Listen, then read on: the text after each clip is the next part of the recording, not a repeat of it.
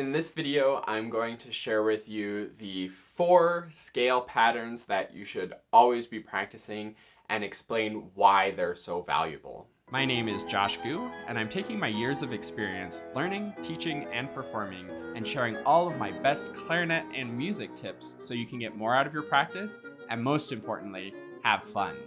You can learn more about all of my many resources at quickstartclarinet.com, and don't forget to subscribe to this channel and hit the bell to get notified when I post new videos. Before we get started looking at the specific scale patterns, I want to actually explain why thinking in scale patterns is so beneficial.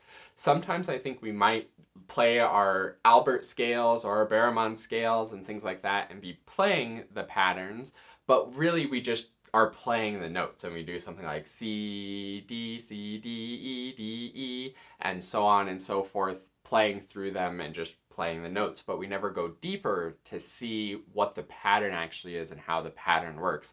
And the reason why that is so valuable is because you can start to see it not as this line of notes that you're playing, but actually as individual repeating patterns. And it's those small scale patterns that will show up all over the place in music. And I'm going to demonstrate that and sort of show you an example of these showing up all over the place, even in just a very short amount of music.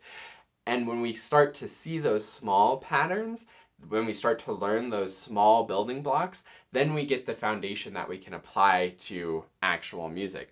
Because it's pretty rare that you come across a 2-octave major scale in whatever music you're working on, but it's very, very common to come across a little building block of a pattern like D, C, D, or something like that. So looking at those patterns and knowing how those patterns work will make it so much more applicable, and all that scale work that you're doing will apply to the music, and you'll be able to see it in real time and read so much faster and sight read faster and have those patterns built into your automatic playing. Now, all of the scale patterns that we'll be looking at are in the next generation clarinet method.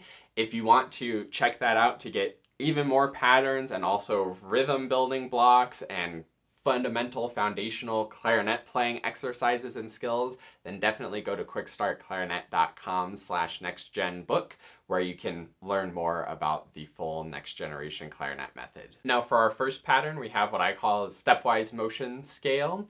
And basically what this is working is we're moving one step at a time, but we have these little fun excursion neighbor notes that are also a step away. So it's a lot of this stepwise motion sort of working our way up the scale. And the way that this works is you start at scale degree 1, and then on scale degree 2, you do a lower neighbor back to 1, and then back to 2 because it's a neighbor note. So you just go to the neighbor and then right back to where you were. Then you go up to scale degree 3, lower neighbor to 2, back to 3, up to 4, lower neighbor to 3, back to 4, and so on and so forth. As you go up, you do a lower neighbor, so you go up to scale degree 2, lower neighbor to 1, up to 3, lower neighbor to 2, and so on and so forth. As you go down, you do an upper neighbor note, so you play the octave at 8, you go down to 7, and go up a neighbor to 8, back to 7. You go down to 6, up a neighbor to 7, back to 6.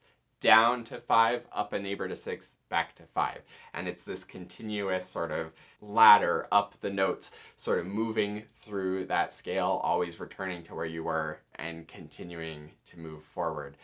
This neighbor note kind of pattern happens all over the place in music. So if we look at the Rose Etude, this is number 1 of the Rose 32, great classic piece. Everybody should study at least this one, if not all 32 etudes at some point in their clarinet journey. But in the Rose 32, even in the very first 2 lines, we can see that neighbor pattern all over the place. So here we have F going to G, back down to F. Here we have one of G down to F sharp, back up to G. We have one also a kind of nested one here of G down to F sharp, back to G, but then also G up to A and back down to G. So again, you can see this just all over the place in these patterns. And the beauty of playing the scales and having played those patterns before is now when I come across this, my finger is nowhere to go automatically without having to even think about it because I've done that pattern so many times. There's also some musical implications to that pattern as well, whereas we sort of rest at the main note, there's a little bit of tension as we go to the neighbor note, and then we come home and everything feels nice and calm and relaxed. So looking at this one, that might imply that this crescendo probably continues actually to the G. So we get that kind of dum pom pom pom pom pom pa dee and then we have a little resolution there. Ba dee dum, and continue moving forward with the piece. So these patterns aren't just good for automatic playing, automatic note recognition, but they'll also automatically put some musicality into your playing as well. Now going on to our next pattern, we have what I call the ascending scales. These are also sometimes called interrupted scales, and these are basically just short scale chunks where you're going up 4 notes at a time. So you start on the root of the scale, so in C major it's C, and you go up 4 notes, C, D, E, F, and then you go down to scale degree 2, and then up 4 notes from there, D, E, F, G, and then down to E, up 4 notes from there. So you do that kind of continuous pattern of you're on 1, up 4 notes, go to 2, up 4 notes, go to 3, up 4 notes. I call this ascending scales because you're ascending as you go up through those 4 notes, but then you're also ascending as you do that on each step up the scale. Sometimes them being called interrupted scales, I think that's because we expect that we're going C, D, E, F, and we're going to keep going up the scale, but then we actually interrupt it by starting at D, and then we're going up again, but then it gets interrupted and it goes to E, and so on and so forth. The real thing here, that whether you call them ascending or interrupted, the real pattern that you're learning is to recognize chunks of the scale and recognize small groups of the scale, because again, it's very rare in music that we get a 2-octave major or minor or even chromatic scale. Usually we get little scale passages in little chunks, so being able to practice them, kind of interrupting yourself and doing those little chunks is super valuable. So if we look at the music, we can see where those little chunks will come up in the scale. So starting at the beginning, we have C, D, E, F. That's actually a perfect example of starting on C, and that first 4 note chunk that you did in C major on your ascending scales is right there. But we also get the descending version of it too, 4 notes going down C, B, A, G. So we have it there as well. We have a little one that's not quite a full 4 notes, but this little 3-note descent there. We also have a little 3-note descent here. We could maybe even really stretch it and say that this A to G is a little scale chunk, and this B to C is also a little scale chunk. So that kind of stepwise motion is going to be all over the place in all kinds of music. Speaking of stepwise motion, one of our very best patterns, that's a very popular pattern, is the good old scale in thirds. This is kind of funny because I mentioned stepwise motion, but it's called a scale in thirds, and a third is not a step. So how is a scale in thirds about stepwise motion? It all depends on your perspective of where you're starting at the notes and how you're grouping the notes. So you could group it in the thirds of C, E, D, F, E, G, and kind of see that as thirds. And that is what the pattern is we start on C, go up a third, go to D, go up a third, go to E, go up a third. And it's just like the other patterns where we have this pattern that we're repeating and then do it on each step, whether it's a neighbor step or ascending 4 notes or leaping up a third. But if you shift the grouping a little bit, there's actually a cool other pattern that happens in the scale in thirds. And I think thinking of it this way, first of all, makes playing the scale in thirds easier, and also is more applicable to actual music, because you'll see this version of it somewhat more frequently than you'll see exactly a leap of a third. So the other way to look at it is, instead of the downbeat and the upbeat C, E grouping together, it's the upbeat leading to the downbeat. So instead of C, E, it's E, D, F, E, G, F, and we have that kind of descending step.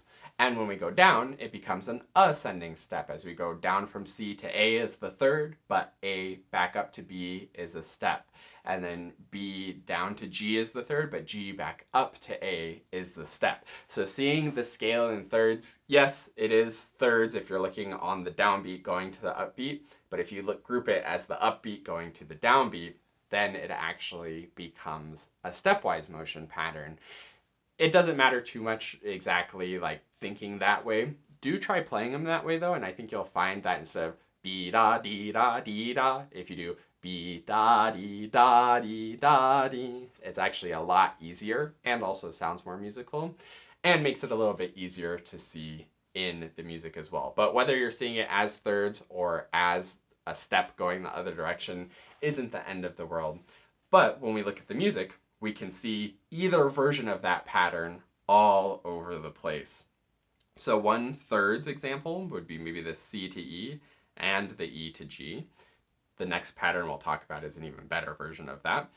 But the most compelling one in this that's very helpful is when you get to the 16th notes in measure 4, instead of seeing it as, oh wow, crazy leaps to these accidentals all over the place, see it as we have this step up here, step up here, step up here, just like in that scale in thirds pattern. And if we look at this G down to E, or sorry, G down to D sharp, that is a third, kind of. If it was G to E flat, it would definitely be a third. With it being written as D sharp, it gets a little wonky and becomes something like a diminished fourth or something technically. But seeing that as kind of that pattern, E down to B also isn't quite a third, but that scale in thirds pattern of the ascending step is going to be so valuable for us, because even though in the scale in thirds we'll never do a leap from E to B, in so many keys in the scale in thirds we will do a step from B up to C preceded by a leap. So even though the leap isn't exactly a third, that scale in thirds pattern is still in there and still really helpful and really beneficial for us. And now for our last pattern. This one's kind of a bonus where we get 2 for 1, and this is practicing arpeggios generally, major arpeggios, minor arpeggios, and then the bonus is also the dominant 7th chord. So in the arpeggio exercise, the way it currently is in the next generation clarinet method, you get the major or minor arpeggio in the first measure, and then the second measure does the dominant 7th arpeggio as well. The dominant 7th arpeggio is one that I didn't practice as much as I wish I had when I was doing my scale patterns and things like that. So that's why I put it right into the arpeggio exercise in the next generation clarinet method. And the reason why I don't feel like I did it enough is because I feel like it's a pattern that comes up all over the place. Arpeggios in general, definitely all over the place, but specifically the dominant 7th comes up more frequently than you would think. And it also helps you to think of just 7th chords in general, because an arpeggio, switching between major and minor isn't too hard. You know you're just repeating the same 3 notes. But when you go to 7th chords, you add in a 4th note that you have to keep track of. Whether it's a dominant 7th or a diminished 7th or whatever the 7th chord may be, is easy to mix and match once you're used to playing that 7th. But adding in that 4th note of the 7th can really be tricky and cumbersome. So I think adding that into your regular scale pattern routines is a really good idea. Now looking at the music, we again can see these arpeggio patterns popping up all over the place. So we have C, E, G.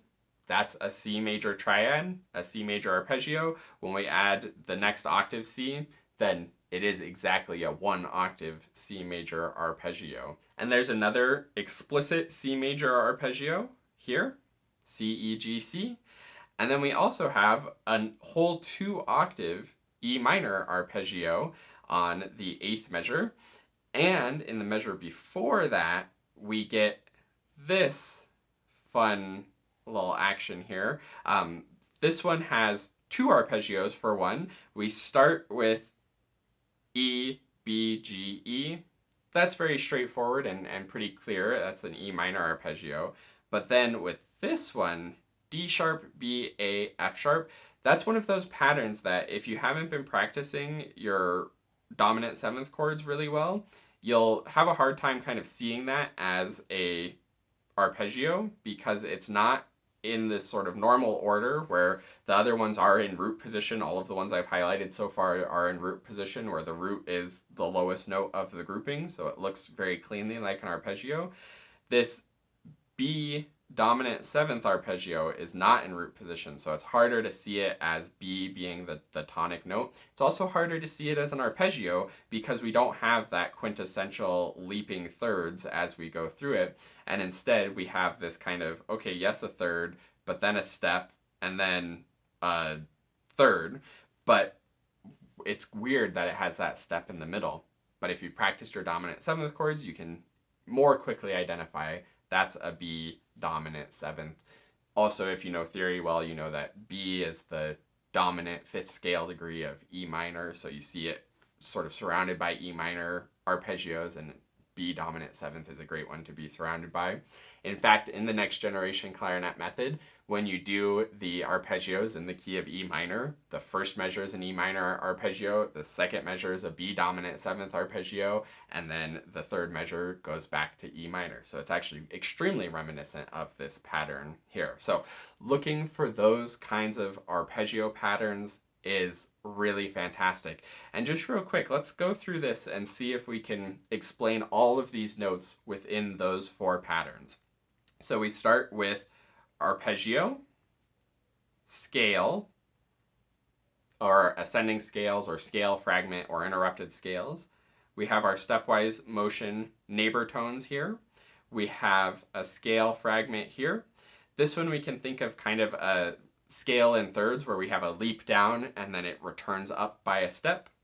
We have arpeggio. The G to C, even though it's not a full arpeggio, G to C is part of the C major arpeggio, so we've been practicing that pattern. We have scale going down. We have our scale in thirds kind of action of stepping up after a leap, and then we have small scale pattern. This one we can think of as a small scale pattern or a thirds stepping up. Again, we have that kind of leap from G, and then it resolves up by a step. Arpeggio, and actually all the way to this G is an arpeggio. Then G sharp, F sharp, E, little scale, E minor arpeggio, B dominant seventh arpeggio, E minor arpeggio. This D to G even is somewhat of an arpeggio. We don't practice that exact interval in our arpeggios, but GBD is the G arpeggio. So seeing those notes grouped together is relatively straightforward. We can also see this as neighbor tone and then neighbor tones. So out of the whole first two lines, maybe this 1D is the only note that we can't very cleanly group into a pattern. Could maybe even call it a descending step from the E potentially, but because of the rest, it's kind of on its own. It's kind of an arpeggio.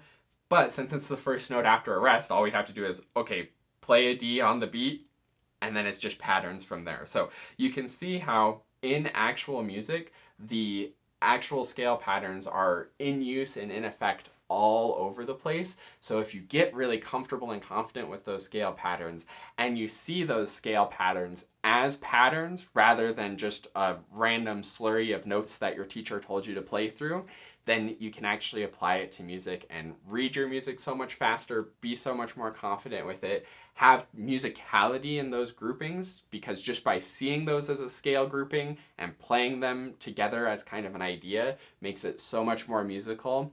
And there's also some inherent kind of musical things like I talked about in the neighbor grouping where it goes to the neighbor with tension and then resolves back home. Same thing for the scales and thirds. You leap up to the tension note and then resolve. Bum, tension, resolve, that kind of idea. So hopefully this gives you some things to work with. Let me know if you have any questions about it in the comments below.